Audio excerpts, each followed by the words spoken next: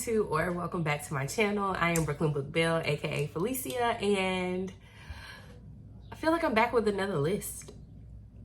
Yeah, I think we do a lot of lists on this channel at Brooklyn Book Belle. I don't know why, but here we are, and it is my June TBR. And y'all, last month I really clowned. Let's see how many books I read out of last month. So last month was May.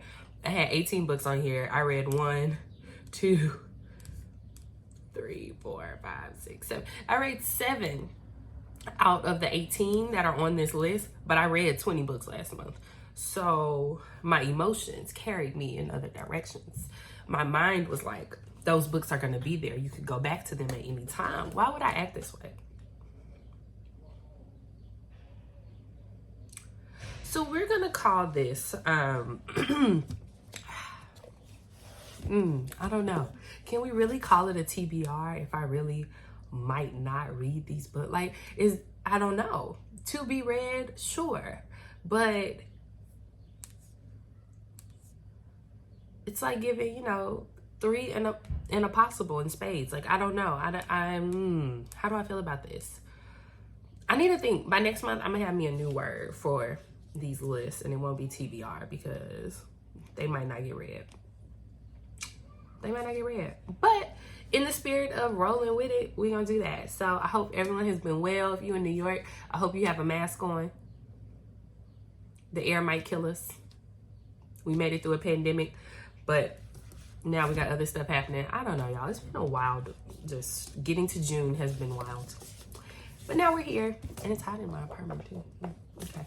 All right, y'all. So I have 16 books that I have defined as my to be read list for the month of June, and let's just start at the top. So I received an arc of Murder is a Piece of Cake by Valerie Burns, and it comes out this month, so I'll be reading this book. And here's just a little snippet. With small town New Bison's spring festival just around the corner, the pressure is on Maddie to continue her late great Aunt Octavia's legacy. That means scoring the top prize and transforming baby cakes into Southwestern Michigan's must-have bakery, even though her inexperience in the kitchen brings nightmares of humiliating tag photos and scathing 1-star reviews. Ooh.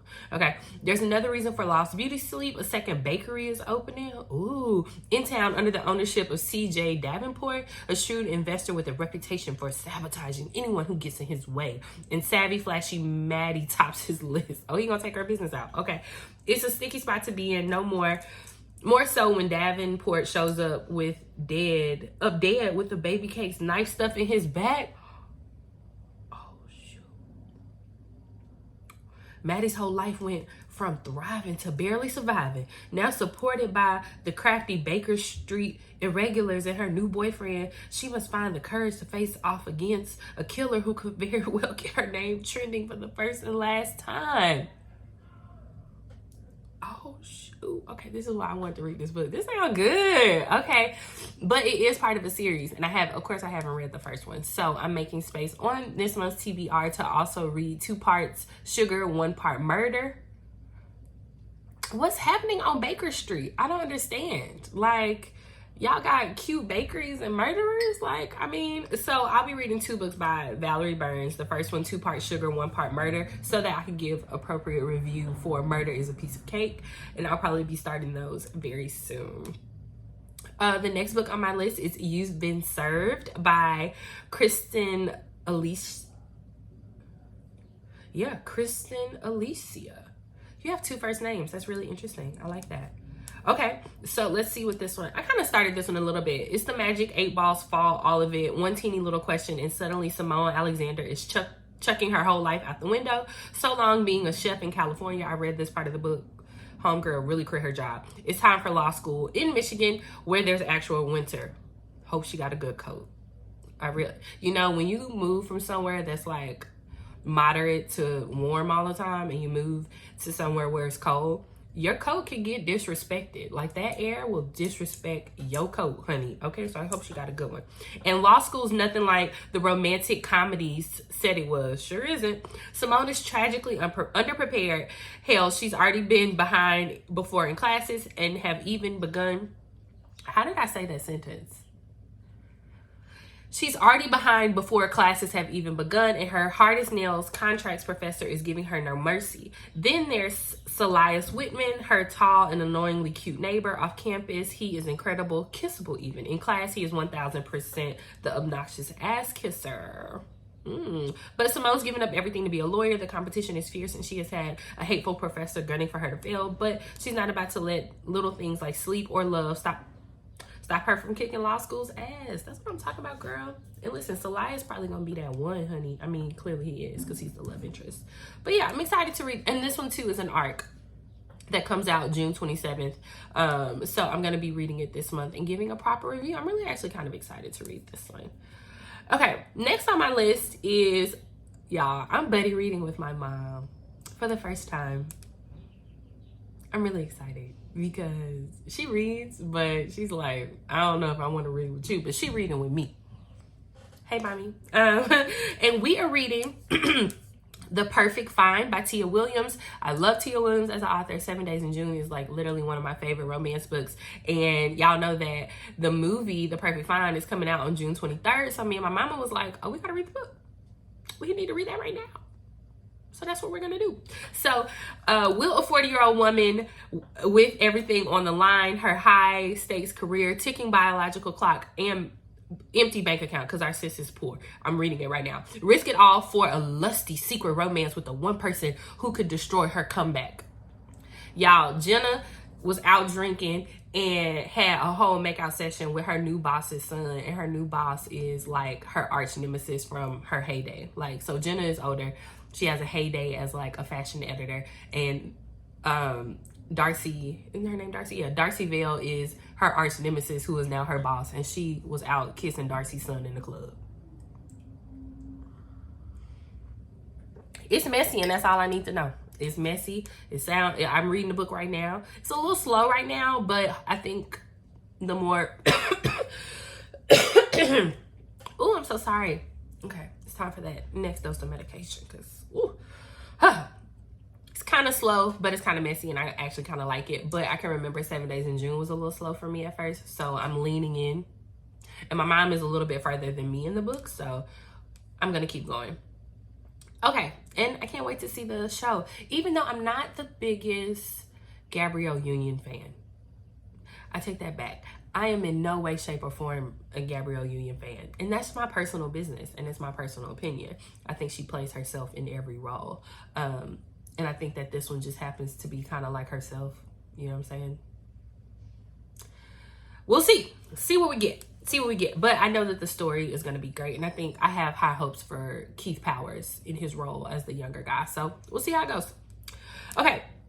The next book that I might possibly be reading this month is Drown in It by Tay Lynn. This is not my first book by Tay Lynn, so I am really excited to read this one. An arrival or occurrence of something in overwhelming... What?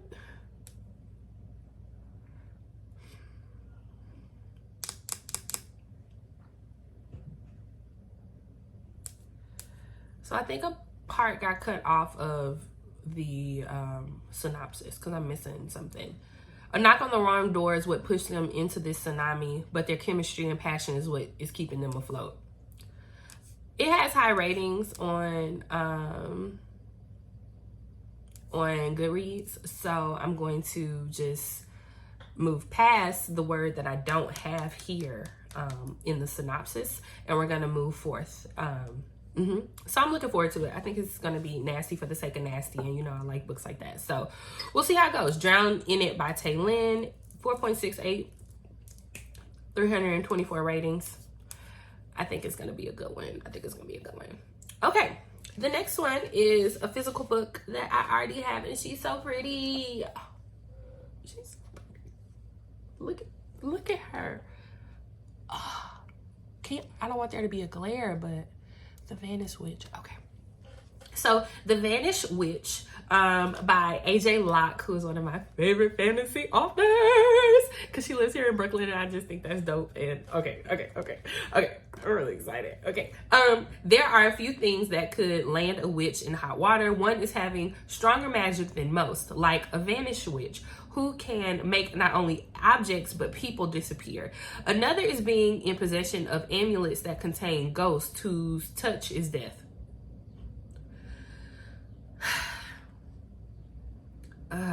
Kitani Nearest has both. Oh, she has a pretty name. Okay, but she keeps the flirtatious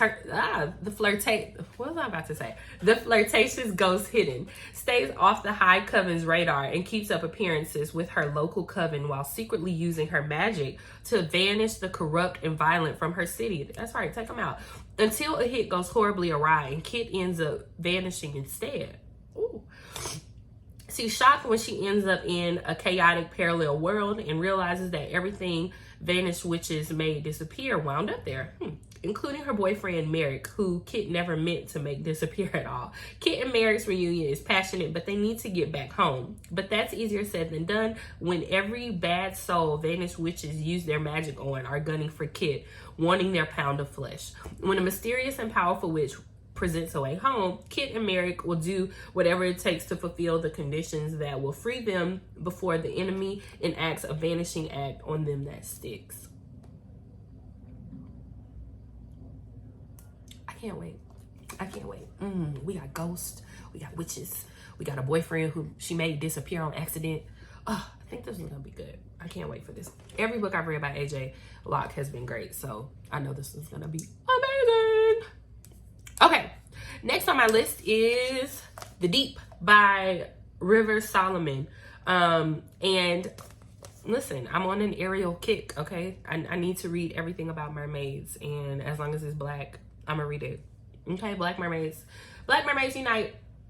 Okay, so Yetu holds the memories for her people. Her people, the Wanjiru, descendants of pagan African slave women thrown overboard by slave owners, live idyllic lives in the deep sea. Their past, too painful to be remembered regularly, is forgotten by everyone save one. The memories, harrowing and wonderful, traumatic and terrible, are destroying Yetu. And so she flees to the surface, escaping her expectations and responsibilities, and discovers a world the Jinru left behind long ago. Inspired by the hit song by Clipping, compromised of David Diggs, William Hudson, and Jonathan Snipes, The Deep will resonate long after the last page is turned. It kind of reminds me a little bit of Skin in the Sea, but I think it definitely has a different kind of undertone to it, and I'm actually really excited to read this one. I really wish that I had gotten the cover with the mermaid on the front, but this one's just as pretty and it matches my dress, so I kind of like that. This is really beautiful. I can't wait to read this. Okay. Can't wait to read this. Okay.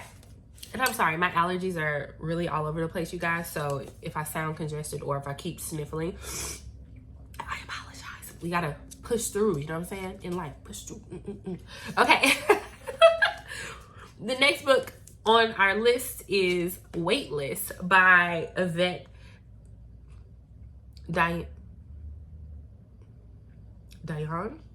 Evette Dionne. Y'all know I'm bad at names, and I do not like to butcher people's names. Oh, I should have looked this up before. Okay, Weightless, making space for my resilient body and soul. Yeah, I read no nonfiction books last month, and I'm already a dreamer, and like when I'm not grounded to things that are real, or like working on myself, or things happening in society or the world, I can become very like unrealistic. So I'm like, where are your nonfiction books? So I went to Barnes and Nobles with my mama.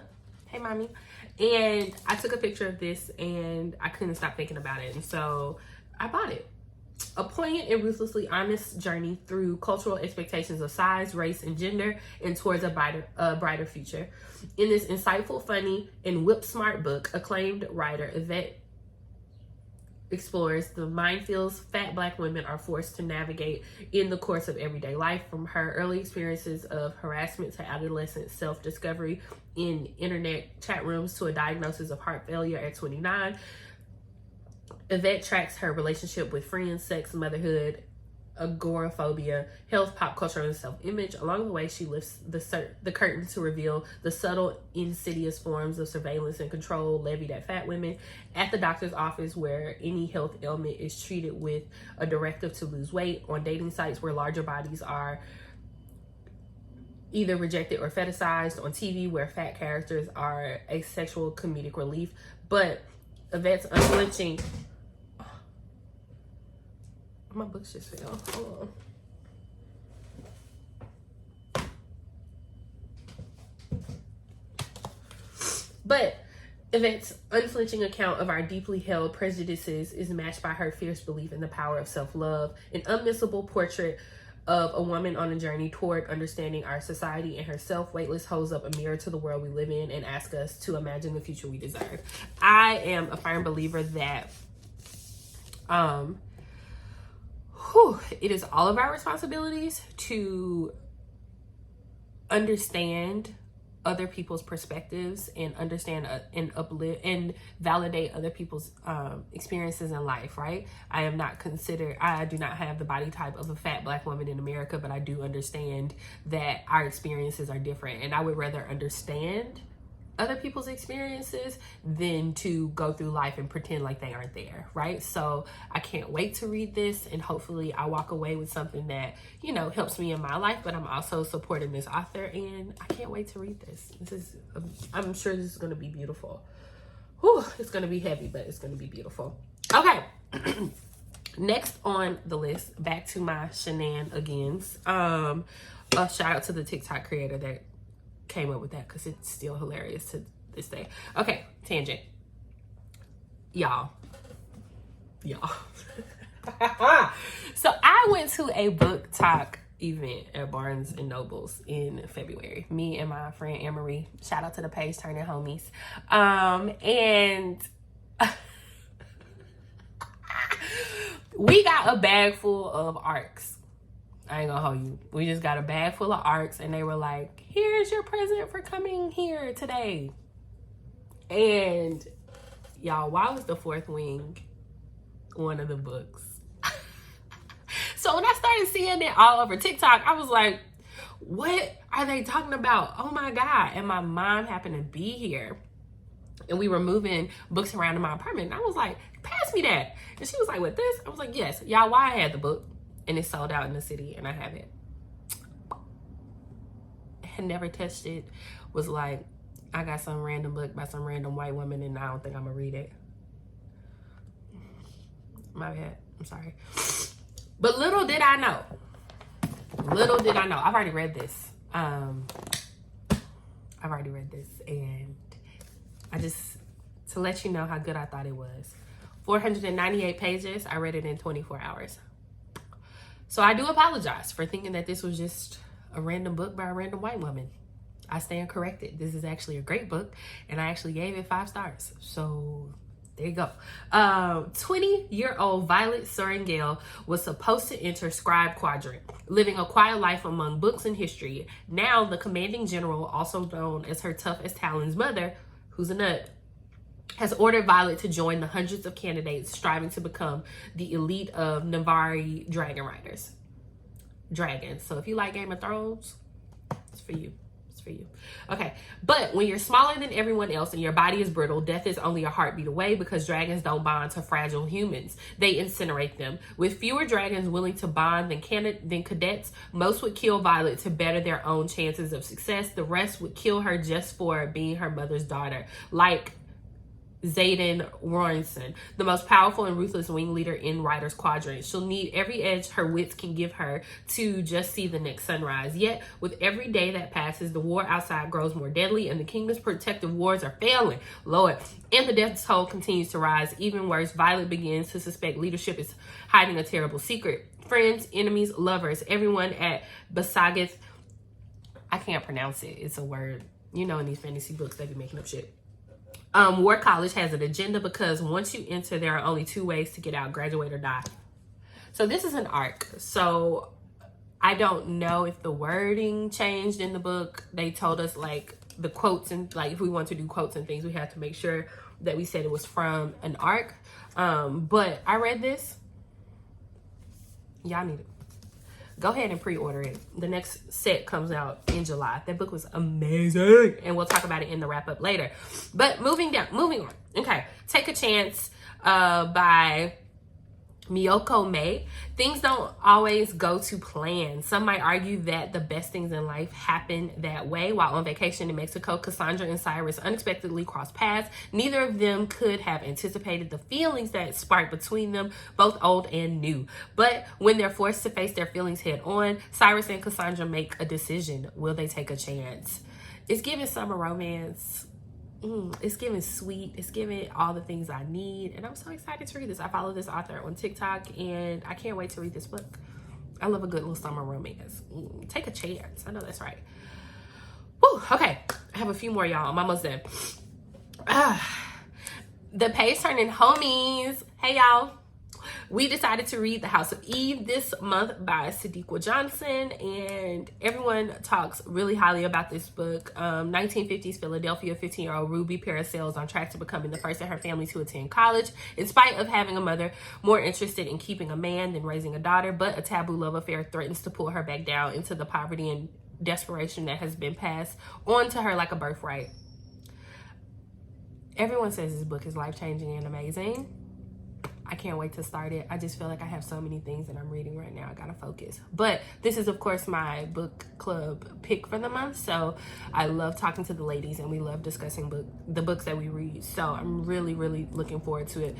And I mean, to have a 4.3 rating with 25,000 ratings, that means the book is good. So I purchased it in my book thrift purchase. So I should have it in a week or so, and I can't wait to start it. Let's see how many I have. 1, 2, 5 more, y'all. Ooh, okay, I might cut some of these out. Actually, I am going to try to read Please Forget Me Not by Tempestt Chantel, Forever Carly, A Second Chance Romance by Michele Sims, A Sinful Mind by Kendra Nicole. I'm skipping these because they're also on my Hot Girl Summer reading list, which everyone will be getting soon. I am also reading Moonlight, A Skater Love Story by Jasmine Nicole, which I am really super excited about. I follow this author on Twitter, and the cover is amazing. It's like a skater romance story, like at a roller skating rink, and I'm really excited about that. And yeah, so because I follow her and because the cover is amazing and the synopsis is amazing, I'm so looking forward to this. Okay, I went through those 4 really fast so that I could have just a few minutes to talk about Turn in the Air by A.H. Cunningham. Y'all, I love A.H. Cunningham. Like, love this author, love her down. And I am so excited for part 2 in the Wicked Moves series. The first one was Plie, which I read in January. And if you haven't read it, what are you doing? What are you doing? Okay, tangent done. But Turn in the Air is book 2, and it follows Dionne and Sal. He is a ballet dancer. Okay, we'll start there. She is like a gamer, a hacker, and on the side, okay, she has this company that like hacks financial bank accounts and things for women trying to leave powerful men. She finds herself in a situation that she can't get out of, and she has to marry Dionne in a marriage of convenience. And y'all, A.H. Cunningham in Plie talked about dom-sub relationships as far as like shamelessly and fearlessly exploring kink. In this one, the kink is primal. You stop that right now. You stop it right now. And he a ballet dancer? I bet it will be a turn in the air, on layer. Okay, I bet it will be. I know it's gonna be. Okay, y'all, so that wraps up. I'm leaving it at that because I've already read it, and so I don't want to give too much. I will talk about it in its own TikTok video, and I'm going to talk about it in my reading wrap up. But The book has not been released yet. It releases later this month. When it releases, you can totally see me talk about it on my page. But that brings my list to an end. I know I sped through those last 4 because I wanted to keep this video short and sweet. But this is my TBR for the month. And I am super excited to read all of these books. Yeah, some of them I've already read. Some of them I'm reading right now. And the rest I'm really looking forward to reading. So if you have read any of these books, or if you're interested in reading any of them, you can always follow me on Goodreads and Storygraph. I have these listed out. And if you're not following me on all socials, what are you doing? What are you doing? Okay, I'm cute. I'm such a nut. Why would I say that?